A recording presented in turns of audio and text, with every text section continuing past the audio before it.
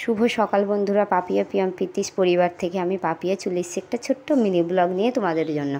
আজ দ্বিতীয় সোমবার শ্রাবণ মাসের, তো ঘরে ঠাকুরকে পুজো দিয়েছে আর কি দারুণ সাজিয়েছে দেখো। তো আমি ভাবলাম যে সকালটা একটু তোমাদেরকে আমার ঘরের ঠাকুর দিয়েই শুরু করি। তো দেখো খুব সুন্দর করে সাজিয়েছে, আর ঠাকুরের যে ভোগ জল দিয়েছিল সেগুলো তুলে নেওয়া হয়েছে পিঁপড়ের জন্য।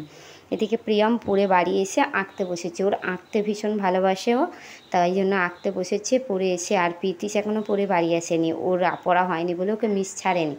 দেখো পদ্ম ফুলটা কেমন হয়েছে তোমরা কিন্তু কমেন্টে জানিও। আমাদের বাড়ির সকলকেও দেখিয়েছে, ওর দাদু ঠাম্মি কাকাই কাকিমণি পাপাকে আমাকে।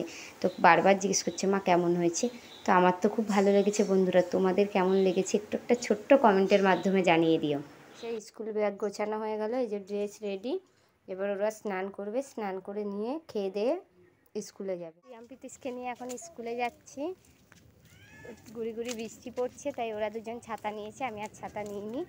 এই যে প্রীতিশ পিছনে আসছে টুকটুক করে, আর এই যে প্রিয়ম, দেখি প্রিয়ম দেখাও তোমাকে একটু। এই যে প্রিয়ম, টাটা হাই করো। হাই। তো ওদেরকে স্কুলে দিতে যাই। বন্ধুরা আমার ঠাকুরপো কেমন লিপস্টিক পরা শিখেছে।